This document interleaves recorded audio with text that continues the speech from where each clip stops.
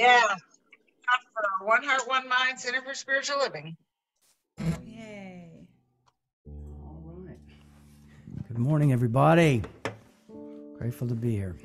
We love this, the theme for today, Roots and Wings. It's very dear to us, this theme. Finding our way home. We're in the midst of it.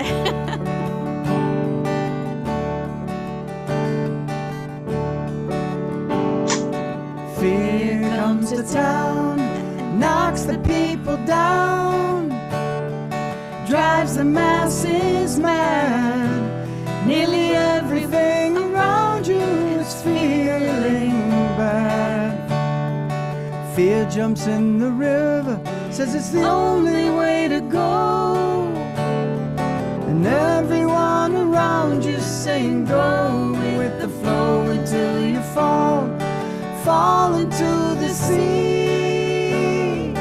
Flow until you fall into the sea of misery. Or be like the trees planted by the streams, bringing forth the fruit in the seasons of our dreams. Let your roots go down into the cool riverbed. Let the waters all go crazy on the surface overhead.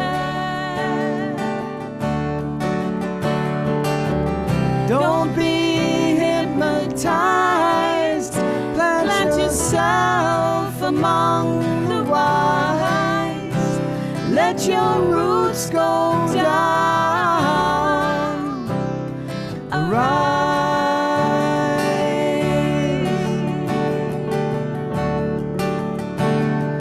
Be like the trees planted by the streams,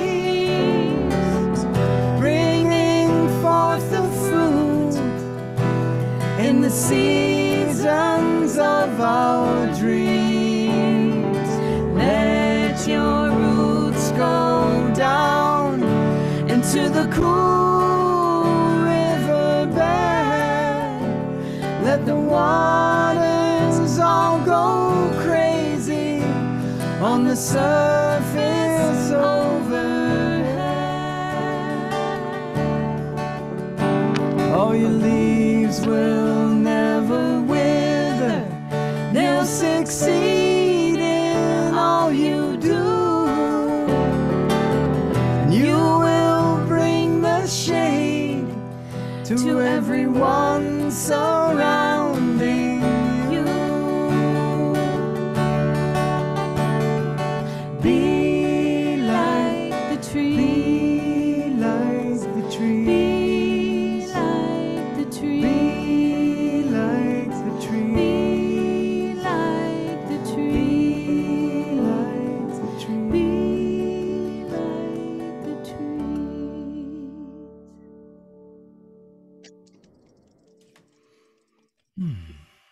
Inspired by the first of the Psalms. Yeah. Beautiful. Thank you. That was just beautiful. Thank you, Levins. I think I said it right. Yes, he did. Woo!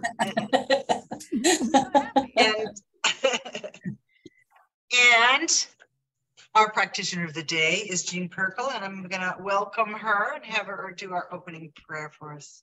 Thanks, Rev Michelle, and thanks, Julia and Ira. That was such a beautiful way to usher us into the service. I really appreciate it. I'm just sticking with that rootedness of being grounded like a tree. I invite you to get comfortable and take in a nice deep breath and lean into that knowing. That familiar connection with the divine presence that's always home and always available. We are forever connected to our home deep within ourselves and within each and every one of us. This divine intelligence that brings into the world out of itself. We are forever one with this divine presence. And I speak with great joy and a wonderment, knowing that this gift of being home dwells within each of us. We are home. We are with spirit in this moment and all moments. From the very foundation of our creation, we are deeply rooted, deeply connected to that spiritual magnificence. As we live this great life, we see the truth and recognize that there are no strangers. There are brothers and sisters that we have yet to meet. We are one with one big family. Each one of us is rooted in the knowing that we each are a unique expression of the one, an expression of love. Today, my understanding expands and I discover the divine presence all around me and find holiness everywhere. Every person is a holy being. Every place is holy ground. I claim that the service deepens our groundedness in that divine connectedness with one another. That each and every one of us is open to and receptive to the goodness of our lives, and we are living a full life of peace, wholeness, deeply rooted in love. And I give thanks for all that there is, for this service, for being with one another in spiritual community. And I'm thankful for this day and for each and every one here. Thank you, Spirit. Now I relax into that knowing that there's nothing left to do, as it's already been done. So I release and know it is so. And together we claim our acceptance of this by saying, woohoo. So today's talk, it had me think about something in my past that had me recognize, it kind of was like a wake-up call to an awareness that I had deep within.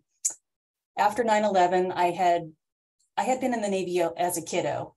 And after 9/11, I rejoined and went into the reserves. And oddly enough, our little reserve center, part of us we were activated to go over to Iraq. And I was stationed in Balad with several of my other folks that were in my unit, and we were supporting special ops that were going on there. And normally my activities, I was an equipment operator, so I was driving dozers and excavators and fun big Tonka toys like that. But there was something that there were a couple people that were called off to do something else, so I was asked to help inspect trucks as they were coming through the gates. And this was not a common thing for me to have to do, but so we were all geared up in our it was like 120 degrees, but we were all geared up in our uniform, clad with bulletproof vests, and had our rifles. And as the trucks would come into the gate, our job was to take mirrors and look under the trucks and see, make sure that it was okay that they were coming in. But what I was watching was how these people were taking their lives into their own hands to bring in materials for our and to supply our base with. And one of the trucks that had stopped, and we were looking at making sure that it could carry on, they were offloading mattresses. And there were a couple of guys that were doing this, and one of them was he was struggling a bit. And every ounce of my being was saying, you just help them. And it was definitely against protocol, but I took my rifle and set it up against the truck and started helping them move the mattresses out of the back of the truck. And I was really kind of surprised that I didn't get in trouble for doing that, but there was something that by just doing that, it had made me feel so much more connected to the whole, instead of feeling like it was us against them. And then, I opened my eyes to the fact that the base that we were on was surrounded by sunflowers, and there were farmers that were on the outside of the perimeter that would, that were raising goats. And it was just in a place where you normally would feel like you weren't at home, that you were away from home, and there wasn't that component of belonging there. It shifted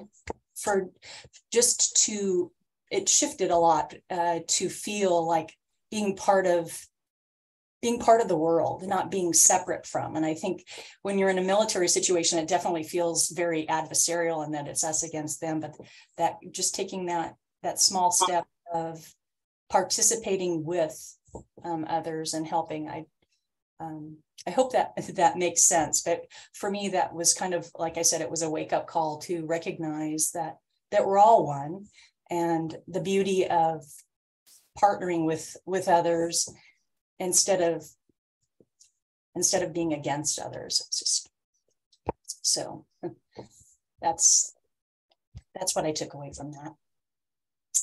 So we've got this really awesome affirmation for November that if we could read that together.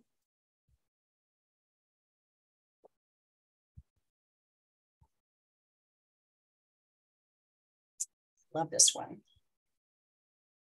So November's affirmation: I'm grateful for my comfortable home. I'm grateful for my spiritual home. I'm grateful that I carry my home in my heart. And I'm grateful that I am the natural home of God. I am grateful. I am grateful. I am grateful. And so it is. So it is. That was beautiful. Thank you. I love that story. And it's so illustrative of exactly what we're talking about this month, that home is really wherever we bring it. We bring it with us. So we're going to have some more beautiful music from Ira and Julia. Well, that was very beautiful. Thank you. That was very beautiful. A lovely story and just a great reminder to. It's also a great reminder, Jean, thank you for telling us your story. I mean, we look at each other here online and we know what we see for this hour, right? And we're able to share certain things, and we're vulnerable, and we do it anyway. And the more we learn about each other, the more we realize how human we are and how at home we can feel with each other. And it's just so beautiful to have a community like that. And that's, the struggle I think that a lot of establishments have been finding these days is keeping that community together. So take a look at the painted windows here in front of us, the stained glass windows, as we say, of our beautiful faces, and just the gratitude that we have for the feeling of home when we come to this community.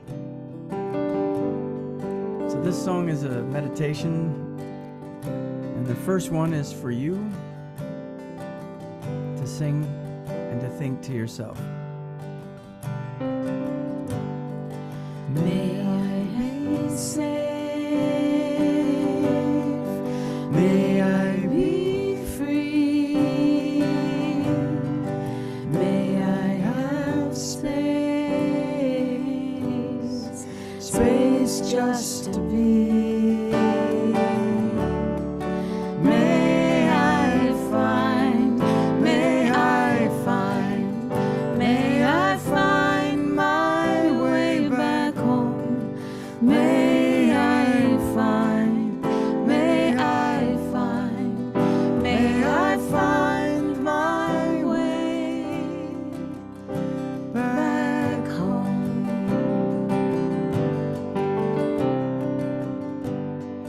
And this next time is for those in your family who are struggling, and those among your friends who are struggling, and for those people who are causing you to struggle, the ones that are giving you a hard time, making it hard to forgive maybe, and that need to be healed.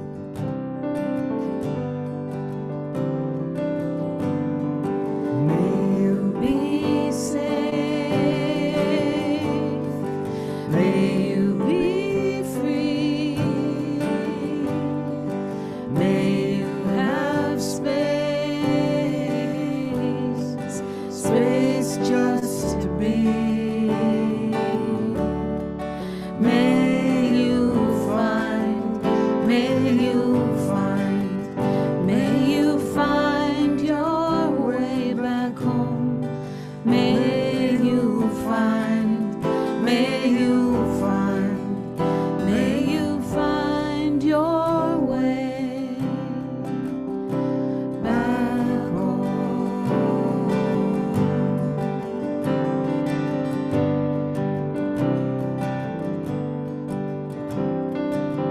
this is for this community,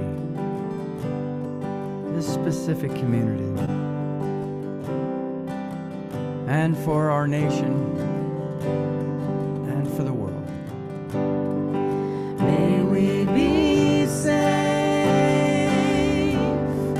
May we be free. May we have space just to be.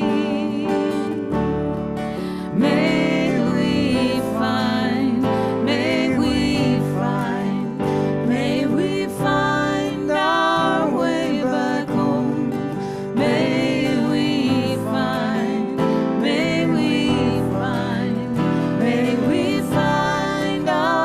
way.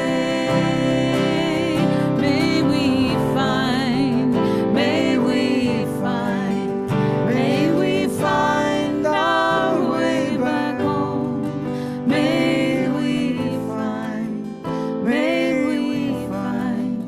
May we find our way back home.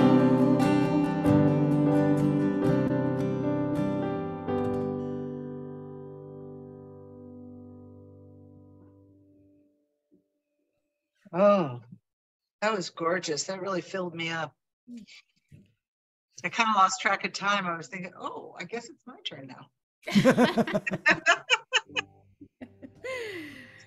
Oh, well, that was so lovely, really lovely. So good morning and welcome to One Heart, One Mind, Center for Spiritual Living's online community. And welcome to our Sunday service this morning. And as Jean said, and Ira and Julia said, we're talking about home this month. Not only the physical homes where we lay our heads at night, but also the divine home that's centered within us, you know, our connection to God. And as we discover, because it is a mission of discovery, and we align or resonate at the level of this divine home, our natural home, it begins to flow into every aspect of our physical home, you know, our health, our relationships, our careers, our work in the world, our finances, the metaphorical center, God-centered home begins to flow into everything in our human lives, expressing in our human lives. You know, and the more we stand in that flow of its goodness, you know, the more we see the fundamental teaching of science of mind play out in our lives. And that teaching that I'm thinking of today is that love leads the way. God leads the way, and law makes the way possible. You know, we connect with that love spirit in our divine home, and then creative law expresses it into our physical homes, our human lives. So as Jean said, and Ira and Julia also said, today's talk is called Roots and Wings. I remember my sister had this little plaque in her house, my sister who has 8 children, and it said that the best thing you can give your children is roots and wings. And we also can give ourselves that, you know, and we can parent ourselves. You know, we're rooted in the divine, in our divine home, and it allows us to spread our wings and soar in life and our humanity. Ernest Holmes, our founder, told us over and over again in so many different ways that this indwelling God is our natural home, and that there's nothing between us and God. There's no intermediary. There's no place to go to find God. God exists in the midst of us. And if we try to go out and seek God somewhere else, it's like God trying to find itself.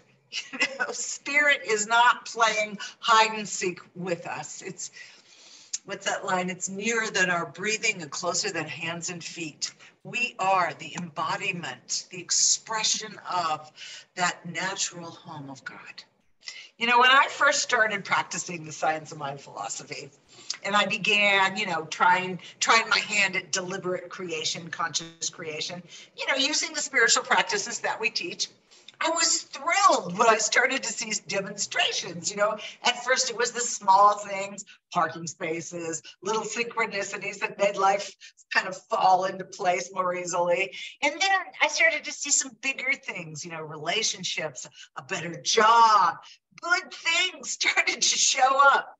But I have to admit that there always seemed to be kind of a couple of areas that I would stumble over and not be able to demonstrate the good in my life in those areas. It was like something was in the way. And as I dug deeper and deeper into the philosophy and also into myself, I discovered that I had some hidden BS. I had some hidden belief systems, hidden in my subconscious mind that I had internalized over the years, and these belief systems were blocking my ability to consciously create in these couple of areas in my life. Things I really wanted to change. And I discovered that my hidden beliefs were actually running the show in those areas. Well, actually, they were kind of blocking the show in all accuracy. So the things that I said I believed were in contradiction to the beliefs that I was actually holding in my subconscious mind. My conscious mind and my subconscious mind were not syncing up. And for conscious creation to work, there has to be a coherence, a harmony between our thoughts and our feelings. Thoughts being the realm of that conscious, everyday, daily mind that helps us move through our lives, and feelings being the realm of our subconscious mind. I was just feeling stuck in some of these areas. Have you ever been there? I bet you have. So all of us have collected beliefs throughout our lifetimes, from our parents and our teachers and our cultures and our religions, things that we've heard and that we've felt over and over again until they become this subconscious pattern of thinking and feeling and being. And whether we're aware of it or not, they become the stage upon which we live our lives. We all probably had very well-meaning parents and teachers, but they were human, just like us. And most likely, like my own parents, they did the very best they knew how to do from where they were at the time.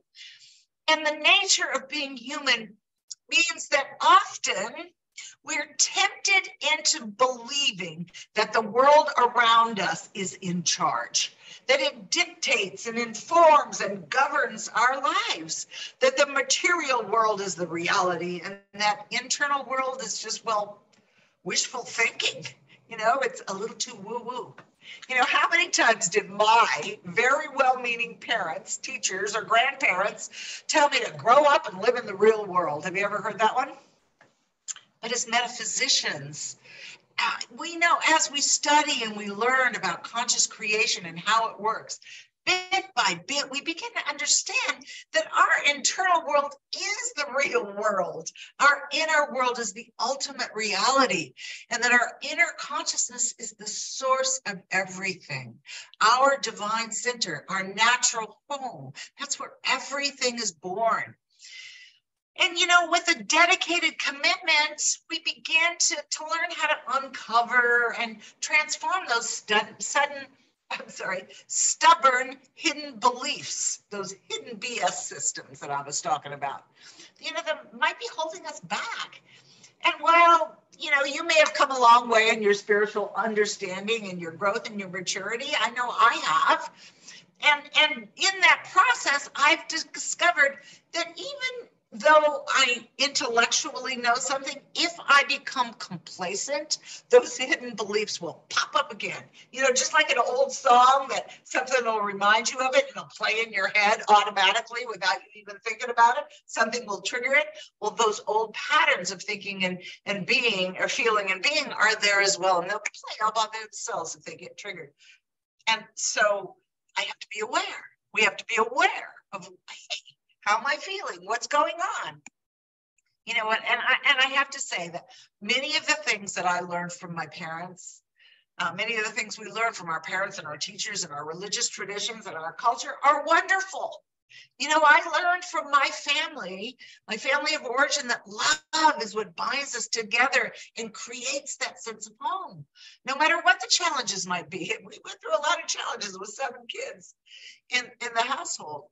And I also learned that a successful life is defined by happiness and contentment, and not necessarily financial wealth. You know, I'm so grateful for those valuable lessons that I learned. You know, but I also learned that women should stick to traditional roles like wives and mothers and housewives, homemakers. You know, I also learned that money is scarce and there is rarely enough to meet our needs. You know, beliefs that are not grounded in spiritual reality at all. And what I discovered was that even when I tried to practice the spiritual truth that intellectually I knew to be true, even when I was doing my spiritual practice, you know, spiritual mind treatment, repeating affirmations over and over again, I found it challenging. I found it was a challenge to shift those old, stubborn, hidden beliefs. So what do? You know? Well, I have found that with dedication to finding and living in that spiritual home that we're talking about this month, that spiritual home within us, our own divinity, and practicing consistently to live from that inner home, to let everything be informed from that inner home, rather than allowing the physical world to dictate our lives, that we're capable of creating new beliefs in our subconscious mind. Beliefs that can inform everything else in our lives. You know, and as I know this is true for me, I know it's true for you, because there's only one life. So let's back up just a little bit to look at why, when we're children, we are so impressionable, and why we are so, it's so easy for us to internalize the things that we learn from our parents and teachers and peers and culture and so on. And because, you know, it can teach us something about transforming our own lives as adults, if we look at why children soak up ideas like little sponges.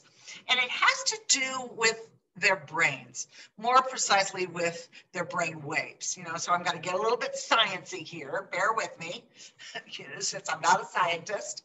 You probably know that our brains are these electrochemical organs. That's their nature. They're electrochemical, and that their electrical fields can be measured. And research has shown that the lower the brainwave frequency, the more impressionable our brains become. And the brains of children from the ages of birth to about 8 years of age move kind of progressively from the very slowest brain waves, the brainwave frequency, which is delta at birth, which is kind of why infants have trouble staying awake for very long, up to the frequency of alpha as they get closer to 8 years old. But even at 8 years old, you know, they still kind of have their feet in 2 worlds, you know, the world of imagination and wonder. And then there's beginning to learn how to think a little bit more critically. And most adults function at beta wave frequency, which is slightly higher than alpha. And there's even ranges within beta range. There's low, medium, high beta. Most of the time we're functioning at a lower beta, medium beta. When we're really stressed out, we're functioning up here at high beta. We're kind of in survival mode there. But a lower beta is pretty much where our busy minds, you know, move through the day. We get things done there. But those lower brainwave frequencies of children make them super impressionable.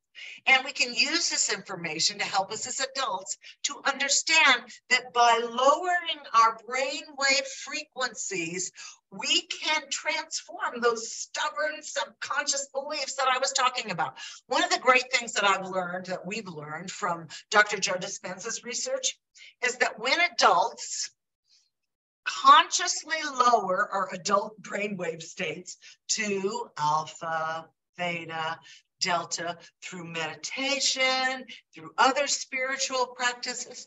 We open ourselves up to what Dispenza calls the operating system. He's talking about our subconscious mind, where those hidden beliefs live, those stubborn hidden beliefs that we might not want anymore, the ones that are actually driving our lives. And by lowering our brainwave states and aligning with the truth of that natural home we're talking about this month, our inner divinity, in these lower brainwave states, our subconscious mind becomes very impressionable. And here is where we can impress new beliefs, the spiritual reality from our natural home into new patterns of thinking, feeling, and being, aligning with that divine home within us, the loving presence of God within us, and then open ourselves up to stand in that wonderful divine flow of goodness, the goodness of life that wants to know itself through us. You know, Jesus made it very clear that our natural home is God when he said that the kingdom of heaven is within. Life is an inside-out job, not an outside-in proposition. You know, we're not born with original sin, but we're born with the seed perfection planted in our souls, planted in the depth of our being. You know, our Creator imparted, engraved, and imprinted its own life within us. There is only one life, and we are that life. There's only one life, and that life is God's life. And we have the privilege of being kind of the growing edge of God's self-awareness, the way in which God knows itself more fully. And we can express that in our actions and our behaviors and the way we treat each other, the way we treat ourselves. This heaven within is our natural home. And it can be expressed in everything we think and everything we feel and do. You know, the way we show up in the world. And there's so many references to this in so many different spiritual books. The Tao Te Ching. I had something I was going to, the Tao Te Ching, which is attributed to the Chinese master teacher Lao Tzu. There's a verse in there I wanted to share with you, and it just kind of invites us to effortlessly know the Tao. And when Lao Tzu speaks of the Tao is referring to that natural home. That's the God within. So this is verse 54. I just think it's beautiful. Whoever is planted in the Tao will not be uprooted. I thought that was perfect for a title of Rooted, Roots and Wings. Whoever is planted in the Tao will not be uprooted. Whoever embraces the Tao will not slip away. The Tao is everywhere. It has become everything. To truly see it as it is. In a person, see it as a person. In a family, see it as a family. In a country, see it as a country. In the world, see it as the world. How do I know this is truth? By looking within myself. By looking within myself, where everything is seated, everything is rooted. You know, we're our own authority about what's right for us to do. But when we're grounded in the Tao, when we're grounded in the divinity of our natural home, we'll do the right thing because it feels right to us. It feels good to do the right thing. You know, our lives are informed more and more and more by our divinity, that seed perfection of innate goodness, as it kind of takes roots in us and grows in these beautiful ways. And it does allow us to soar above the effects of the world and to truly be a conduit for the divine goodness that is just an amazing part of who we are. It is who we are. And we get to soar in our own and unique way. And isn't that the blessing in it? Is that because we are our own authority, because we are these individualized, unique expressions, we get to do it in our own unique way. There's this great story I want to share with you about that. There was a group of professionals who got together with their old university professor. you know, they had been to school, and they all knew this professor, and they were discussing where their lives and their careers had taken them, you know, how they'd done since they got out of school. But the conversation, and I'm sure this has happened to you before, suddenly turned into complaints about stress in their work life and stress in their families and just stress. And the professor heard this happening, and he decided to offer his guests coffee. And he went into the kitchen to get it. And when he returned with this large pot of coffee and an assortment of cups: porcelain, plastic, glass, crystal. Some were very plain looking, some were very exquisite, and some looked very expensive. And he brought it out, and he told everyone to help themselves to the coffee. So when all the students had a cup of coffee in their hand, the professor said, "You might have noticed that all the nice looking expensive cups were taken first, leaving the plain and the cheap ones. And while it's normal for you to want only the best for yourselves, you know, be assured that the cup itself has nothing to do with the quality of the coffee. What all of us really want is coffee, not the cup. But we consciously go for the best cups, and then we begin to eye each other's cups, you know. So life is the coffee, the jobs, the money, the positions in society. Those are the cups. They're just tools to hold and to contain life. And the type of cup we have does not define or change the quality of the life that is contained within it.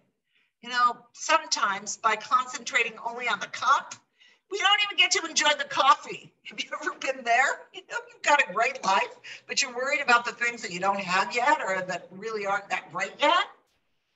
You know, so for our purposes, the coffee represents God, and the cups represent all the outside situations and experiences we might encounter in our lives. You know, all of the trappings and the effects of the physical worlds that we live in, and all the challenges that might come up for us.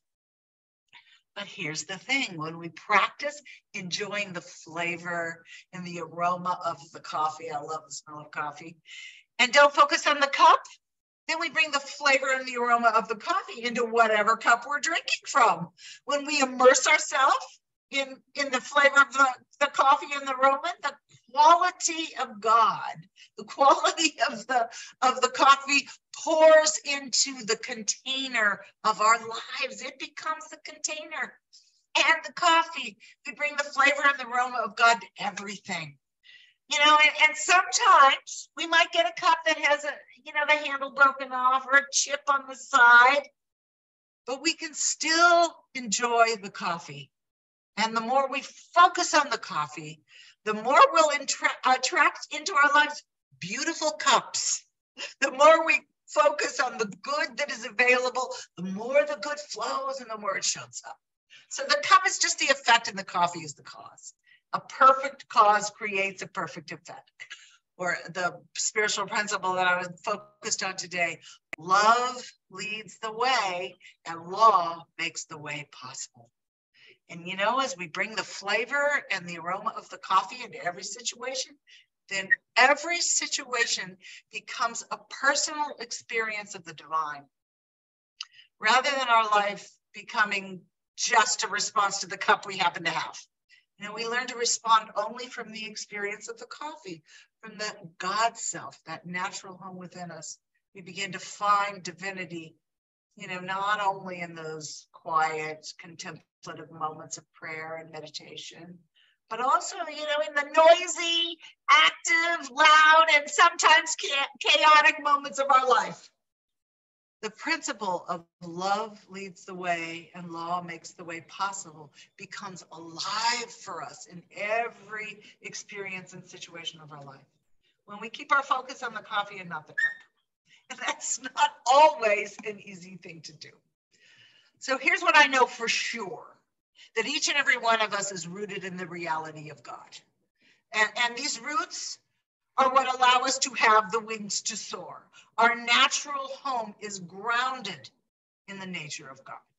We all have the potential to find our roots in our divine home, that divine home within us, and to soar to wonderful heights in and through our humanity.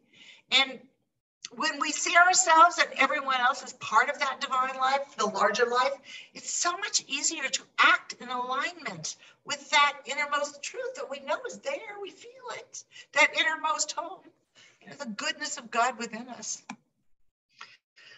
So my invitation to you this week is to take time each day to move into that space of connection, through your personal spiritual practice, whatever that looks like for you. And then as you move through your day, I invite you to remind yourself frequently where you're rooted. Where is your home? And then let those roots of love and wisdom lead the way. Love leads the way, and love makes the way possible. And that is the truth of our lives. So let's pray. So I am grounded in that allness of the divine. I know that all there is God, and that we are part and parcel to that we live, move, and have our being within that divine home. So I speak my word for and about each and every person that is present on this call, knowing that their lives are open even wider and new and fresh ways to stand in that full flow, to be rooted in their divine home, and to soar with wings provided by their divinity, by the life of God within them, and to know that life in fresh and new, loving, beautiful, compassionate, abundant, joy-filled ways. So I just rest in that knowing, and I'm just so grateful for everything that is, for the ability to be grounded in love and to express through love. So I just say thank you for that. I allow it to be, knowing that I have done my work, and now I just let Spirit do Spirits. And we signify our agreement by saying together, and so it is. So it is.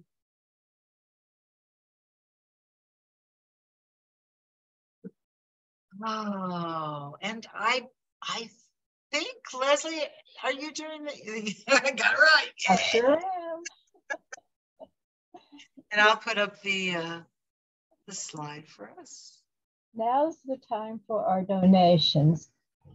And our donations are a way of saying thank you to this center for all that it does, for the inspiring awakening, Sunday morning talks, the Monday evening prayers, the programs that we have, and the learning discussions that take place on Tuesday.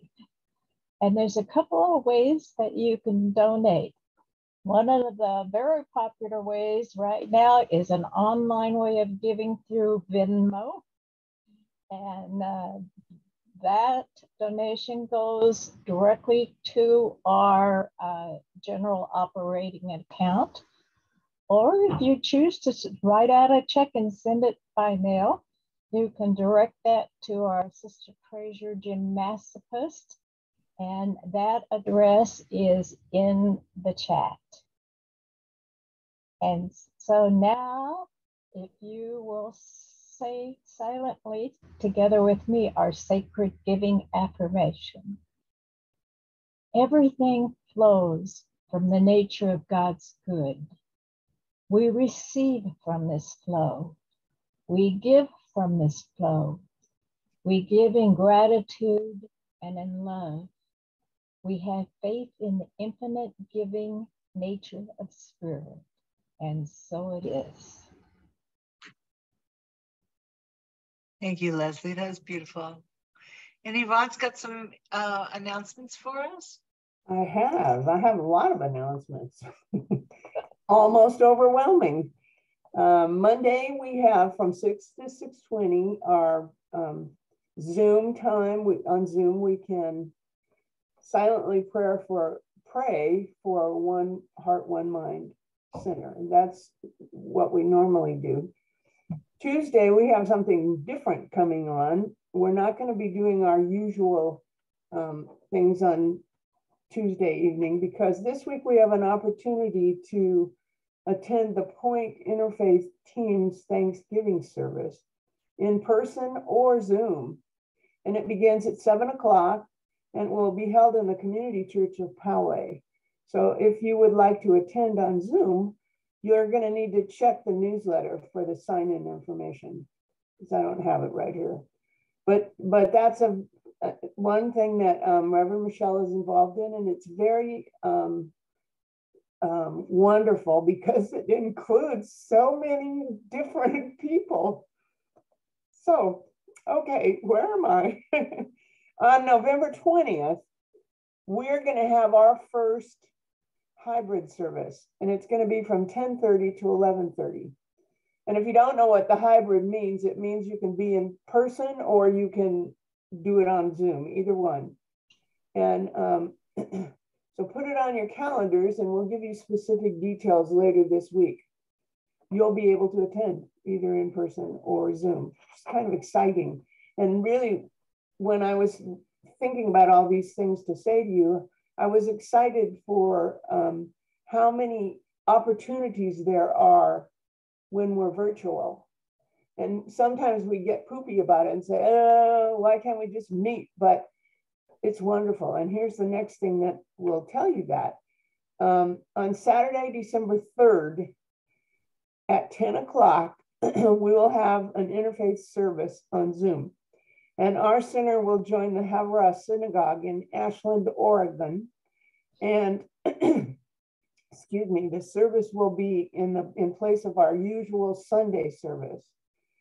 And the service will be led by Reverend Michelle and Rabbi David Zaslow, and will be focusing on compassion. And a lot of you heard Rabbi Zaslow talk to us, and they'll make a great team together. That'll be a really fun thing. Excuse me. It's a wonderful opportunity also to experience a very different service and mix in with others. So put that on your calendar. That's again, Saturday, December 3rd. And then we talked last week about that our center has adopted a family.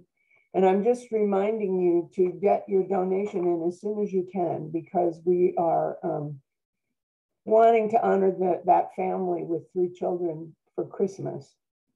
And I actually met the people that, some of the people that are involved in these donations. They came here where I live and talked to us. So that was kind of fun to know that I had contributed to them and how hard they work. And then don't forget, we still have our unexpected income fundraiser. I didn't like it this week because I didn't win anything on bingo. So I didn't have my $1.20 or whatever it was. So anyway, and we also have the Kindness Fund and the Music Fund. And I just want to say how lovely the music is. Ira and Julia, you just are the best. And not only are you the best in music, but you're part of our group. So that's it. Oh, well, thank you. Well, those were some heartfelt announcements, and I really appreciate that about you. Thank you so much. All right, and Reverend Leslie is going to do our benediction, and then Ira and Julia will sing us out. As we wind up this service today, I know that there is only one life, and that is God's life, and that life is perfect, and that life is mine now. And everywhere that I look, I see the beauty and the energy of God.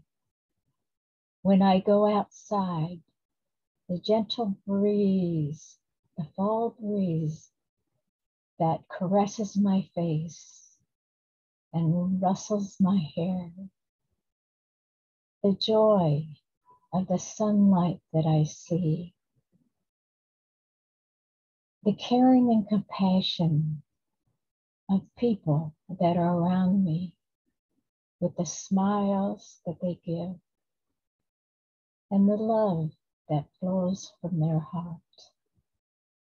I know that I am one with God, and I am connected with all people, and everything that I see is God's creation.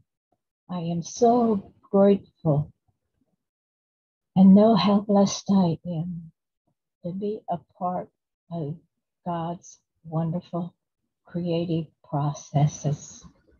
I give thanks for this, and I go forward knowing what a wonderful life I am currently living. And so it is. And so it is. Thank you, Leslie. That was beautiful.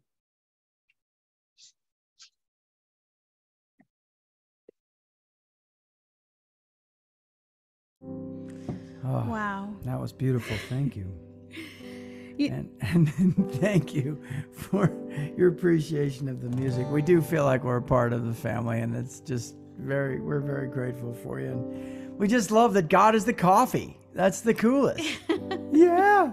Well, in this divine home that you have been speaking of all day, and you know the nation has been through a heck of a week, and we ended with celebrating the veterans this week. And Jean, again, thank you for sharing your story with us. And we just thought, this is our home. This is where we are. We're lucky to be in the United States of America, and getting the chance to vote and keeping that at our front. We know that there are people out there that have fought for our freedoms, that are continuing to fight for our freedoms. And we just thought God Bless America would be a lovely way to end the day. So we hope that you will sing along with us. Here's to Irving Berlin and you. Yeah. God bless America.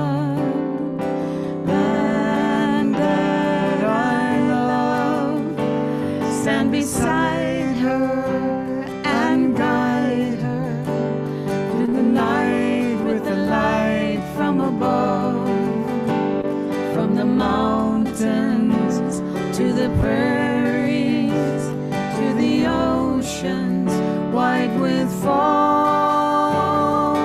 God bless America, my home sweet home.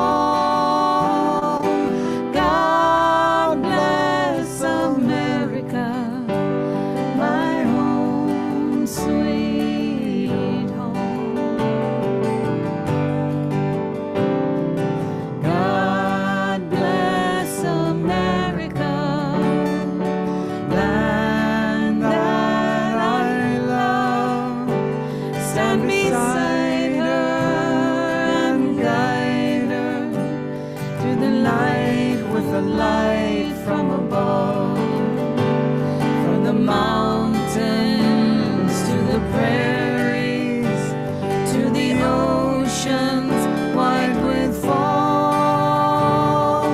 God bless America, my home sweet home. God bless America, my home sweet home.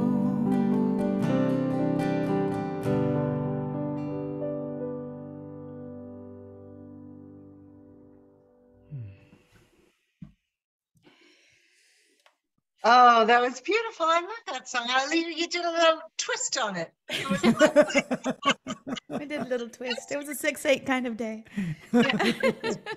Oh, I love that. Well, thank you so much.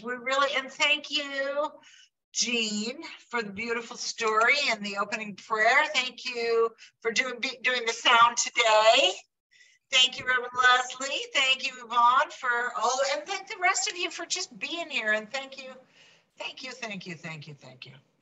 You know what? I was writing that monthly affirmation, the one about the gratitude.